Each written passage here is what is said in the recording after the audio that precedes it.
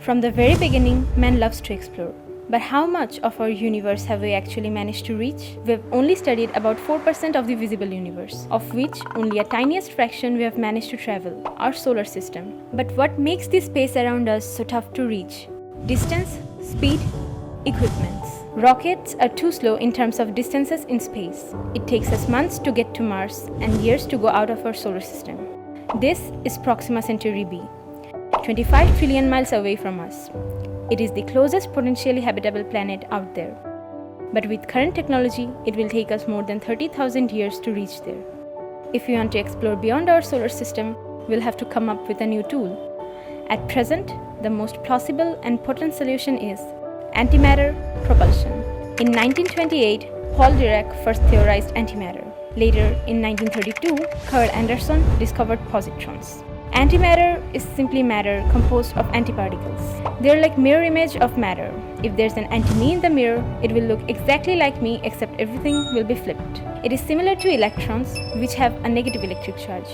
Anti-electrons, on the other hand, have a positive charge, so scientists name them positrons. It is pretty much like how the equation x squared equals 4 has two solutions, 2 and -2. But how is antimatter so important? Well, here comes annihilation. It's the most important thing about antimatter. A collision between any particle and its antiparticle partner leads to annihilation, giving rise to intense photons or electromagnetic radiation of equal mass, following Einstein's equation E equals mc square. It's similar to two balloons colliding.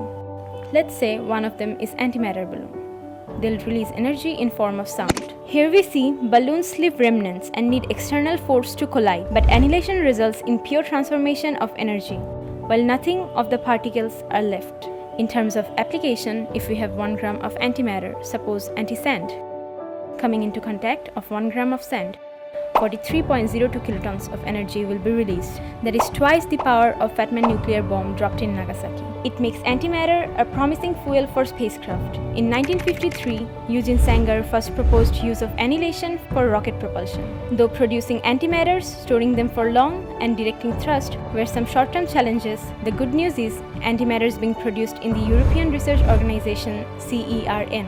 NASA is working on an antimatter-powered spaceship with just 10 mg of antimatter, where tons of chemical fuels are needed.